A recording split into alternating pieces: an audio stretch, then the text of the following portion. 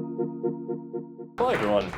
So today we are going to talk about a subject that's really in trend, that's really sexy or not, which is data privacy. Quick intro, my name is Maxim. As you may hear, French is my first language, English isn't, so sometimes I might misuse the word, so bear with me please. By a quick show of hands, how many of you guys today tried to, connect to the Wi-Fi, stumble upon this page? Anyone? Yeah? I invite you to do it if you haven't just yet, because it's part of the plan. It's part of the plan. So as you might see right here, there's something really sexy which we see appearing nowadays, which are called cookie banners. And those cookie banners, we don't know why we have those. It just started all over the world, and it's a pandemic everywhere. Another quick show of hands. How many of you would like to, click on it, like Axeptio? No one? Well, me neither. Don't worry about it. I do believe that, before going to where it all started, I do believe that that's where we stay nowadays. I do believe that during the conference we talked a lot about trust, and that the trust in government, public organization is reflected upon by all sorts of statistics, but these are statistics too, because if you trust a website, you're more likely to give information and most likely to, be able to fundraise later. So where did it all start? Well, when you accept or not, like before cookie banners, you were not tracked, but your data was shared to services such as Facebook, such as Google, and it led to some scandals, such as, I'm not going to say anything, I'm going to let you read the headlines, but all over the world, in the US, in the EU, in Canada, in APAC, everywhere, it's a global trend, data privacy is here to stay. You know that feeling of when you buy a pair of shoes, and then 2 days later you see it following you around on Instagram, on Facebook, you go on a blog, they're on the side, Google says, hey, you want some Birkenstocks? But you already got them. But it's weird, they know what you did, and it's kind of creepy.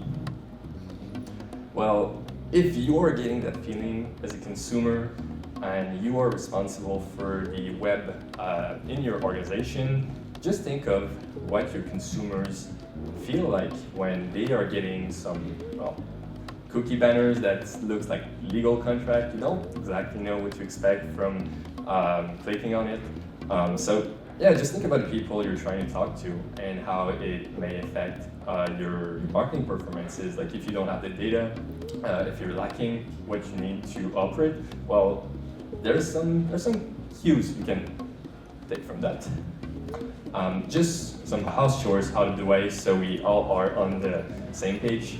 What is a personal data?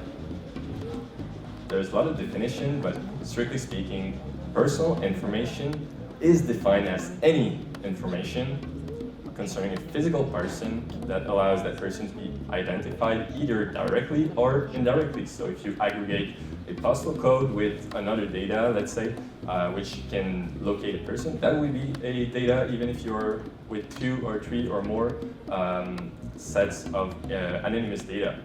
That's to be taken into account. IP addresses, your IP address is a personal information. So it's not only your first name, your last name, there's plenty of them, and most people are not aware of what they're giving in, and that's what we're trying to democratize. So who's affected now? You might be thinking, damn Quebecers.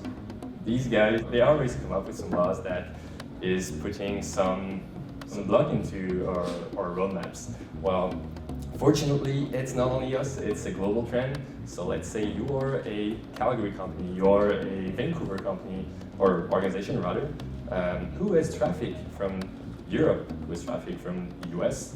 Well, bad news, you are subjected to laws outside of Canada.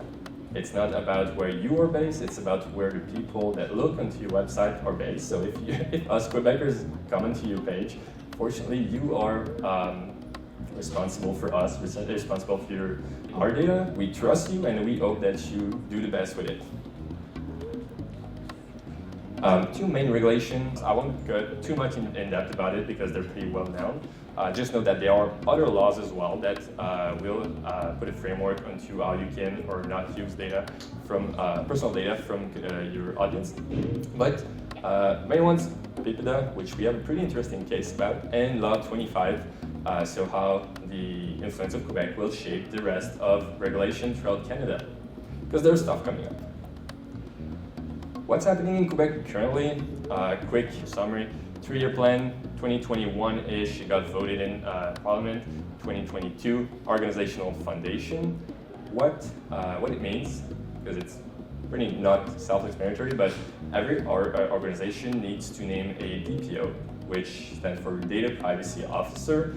By default, it will be the highest ranked person in your org. So if your president is on the incorporation or non-profit license or whatnot legal document, this will be this person by default. And that's the person responsible for everything cybersecurity, data breaches, everything data privacy. So someone, if someone has a problem with it, this is the person receiving the email. 2023, the goddamn explicit consent for cookies. So the cookie banners, so you're using data from people that come onto your website. Well, you need to ask them, can I use your data? And why do I need the data? And what am I going to use it for? So finalities. After that, 2024, data portability. So if we look backward to 2022, we need someone in charge of it. Now we need to put in place procedures. So if I am, as a consumer, going to, I don't know, I'm buying shoes again, then I'm tired of seeing the shoes around. So I email the company and say, can you please tell me what you guys have on me? Can I get it removed? Well, there's some gray zones, because you send it to Facebook, really, really, really hard and impossible to, well, get the data back from Facebook. But if you have a CRM system, if you have an email list, if you have whatever systems you get personal data in, you need to be able to remove it and to provide proof to the consumer or audience. Predictions for 2025. I mentioned before, global trend. It's not sexy, but it's mandatory. Predictions for that, there will be some more standardization. So we have a lot of regulations to cover, different countries, different specific regions, some frameworks to not a one size fits all, but getting closer and closer to that, because it's hard to manage, and it's not the only thing you have to manage in an org, and it's kind of a headache. So yeah, now we have the word started. Why should you comply? I stated a lot of stuff, but trust and brand image, I believe, is one of the most important, because obviously as a smaller organization, you are not likely to get a fine through non-compliance. What will happen though is that the people visiting your website will think maybe differently of how you present the choice to them. If you do present the choice, the consent banner, it's kind of to show them how transparent you are, you use the data, how do you use it. You may not use it for a lot of purposes, but you need to state it, because otherwise we don't know. And it's kind of a showcase also of engagement, how engaged are you toward your community? Do you hear from them, from their expectation, from what they state? On over 70,000 websites on which we are on, we see that the transparency card is actually the best play. The more you are transparent, just like in a relationship with anyone, your spouse, your partner, transparency is the way to go. Second one, I mentioned, you are not likely to get a fine, but what can happen, there's high-profile cases such as Home Depot. What they did is that whenever you went to self-checkout and whenever the cashier asked you for your email, well, that data, that email, they send it over to Meta to retarget you with some numbers, some whatever accessories they wanted to retarget you, and people, they were like, I just want the bill, and you're enrolling me into an email sequence. And then, people complain, there was a case, hefty fine, and we realized that nobody is out of the picture with that. Another good reason is that if you're in a professional body, the Psychologist Association of whichever province, usually there's other laws, there's a code of ethics. So if you're a psychologist, You must only do good, not try to do harm, and that comes into place too. So that's there might be some risk for you to internally with the government through some other laws, which I'm not a lawyer myself, and I'm not here to make any recommendations for that, but there is some risk there as well. So yeah, pretty doomed picture so far. And yeah, I'm not trying to create a headache, but rather provide some simple solution to implement whatever you want to do. It belongs into your end, to the legal department. Sometimes these guys can be hard to negotiate with, but we have some simple solution to be implemented that can help you with that. As far as regulation goes, it's not that hard. Every regulation states that you need to have an accepting button, obviously that's what you want to prioritize. The choosing, or rather like choose my preferences, like what do I accept, what do I not, just for statistic purposes, less than 1% of people actually take the time to go through all the stuff and personalize their choices, but still important. And especially in the public sector, depending on the legislation, the refusal button is really, really, really important. It also, as I mentioned, is a proof of engagement and trustworthiness. And even, like, you would think putting a refusal button would push people to refuse, but what we see statistically is that if you do put one, people trust you more. And if you give them the option and you don't try to force them, try to hide it, well, they are likely to say yes. And that's pretty important because we see more and more what we call dark patterns. I've seen a pretty funny one recently where they put black text on a black background, and if you didn't inspect it, you would have never known there was a refusal option. So yeah, more and more in Europe are being fined for that, but yeah, transparency is the key.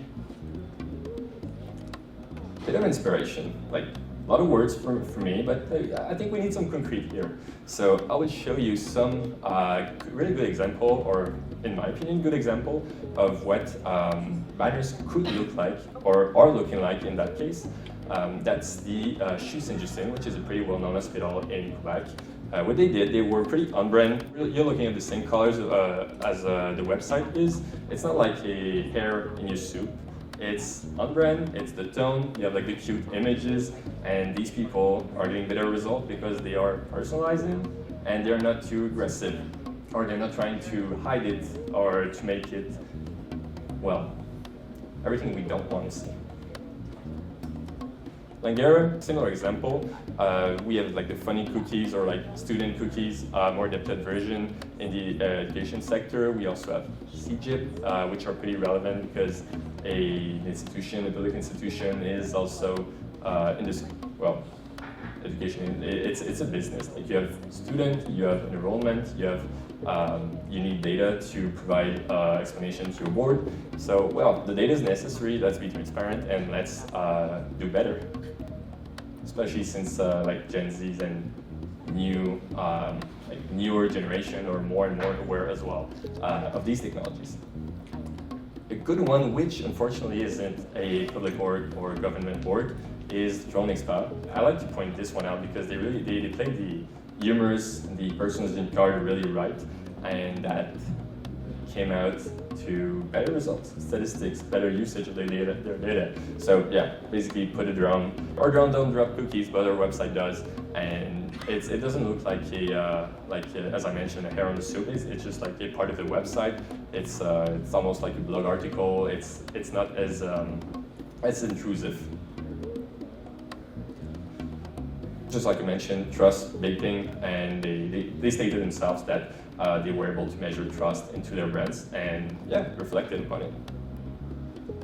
So, we stated all of what happens, what's happening right now. What's next? As you Ontarians know, the election's been called, so there was a bill being considered, 194, which is kind of similar to Law 25. Won't dig into it too much because there's uncertainty about it right now. But there's the global trend of data privacy, which it will come. If it's not now, it's going to be later, but it's coming. Also, the federal level, C-27, same thing. Parliament frozen, cannot act upon it. Don't know if it will pass, if it's going to be a province matter, but it's still happening. Further down south, It's funny because since 2016, there's been a map showing out which states do or do not have legislation in place, how it's coming, which are effective, which are in Congress. And we are seeing more and more evolution, even though we're going left, right over the years, we're ruling different governments. It ain't as much a matter of political affiliation than what the consumer is expecting. So even throughout 2016 through 2020, we've seen state adopting laws, and we are still seeing them being updated, and it's still happening. So as I mentioned, if you have traffic from Europe, if you have traffic from Asia, if you have traffic from Canada, the US, you are still involved in this. So, is your website compliant? If you want to figure out, don't hesitate to scan the QR code. It's going to shoot you a PDF and email and tell you what are the cookies in your website, do you use them properly, do you configure them properly, and if you do need more explanation on what that means, feel free to swing by the booth. There's Pierre and Lorraine right there by the end. And we also have pretty good cookies. Felix and Oren, for those who are acquainted with the Montreal-based bakery, they're the best cookie in town. If you don't want anything resembling a sales pitch, just take a cookie, take a break, and until then, see you for lunch.